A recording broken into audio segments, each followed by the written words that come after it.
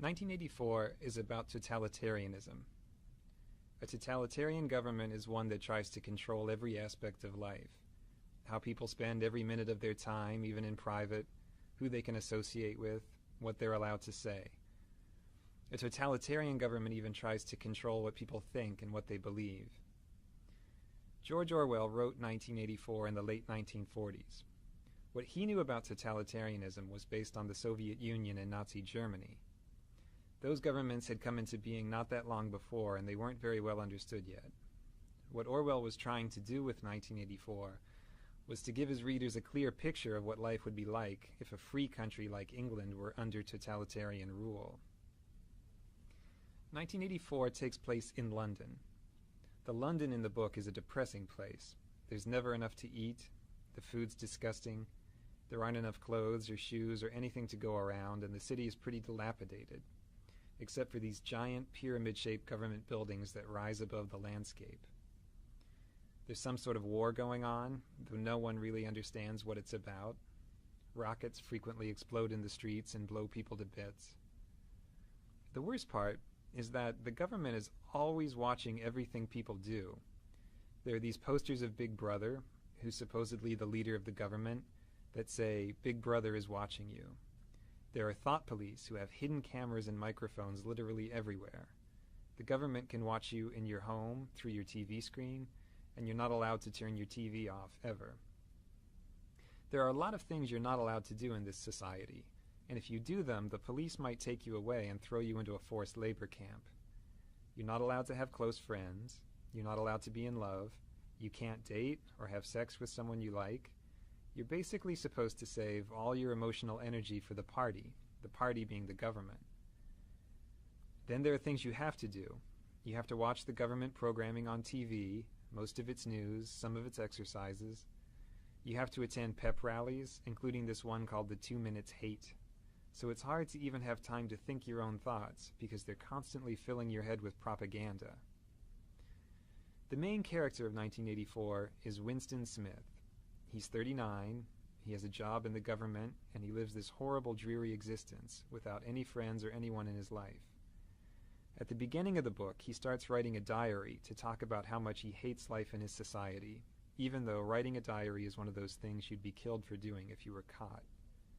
The diary is his place for thinking about his society.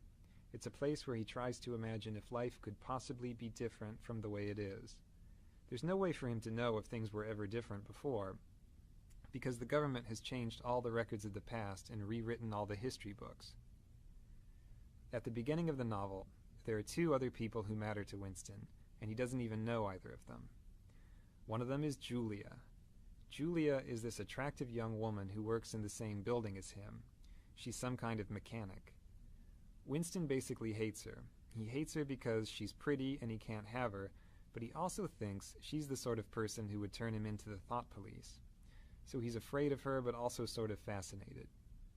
The other person he's interested in is this portly guy named O'Brien, who's a member of the inner party. That means he's a boss, much higher up than Winston. Winston should be afraid of this guy, but he gets the sense that O'Brien is intelligent, so he has this yearning to be friends with him. He thinks O'Brien would understand how he feels about life. The book takes a turn one day when Julia slips Winston a note that says, "I love you." This note completely rocks Winston's world. Of course he's interested. He can't wait to get in touch with her.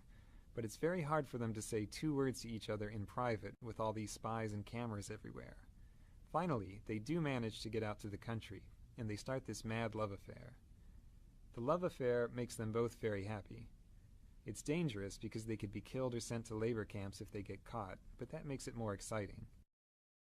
At last, Winston has someone who understands him and who hates the party as much as he does. But Winston needs to go that extra step. He's rebelling against the party privately by having the secret affair. Now he wants to go to the next level and be an active rebel against the government. He gets his chance one day, when O'Brien invites him to his apartment to look at something work-related. Winston takes a leap of faith and guesses that O'Brien must be part of the rebellion, because no one invites people over to their home. It just isn't done.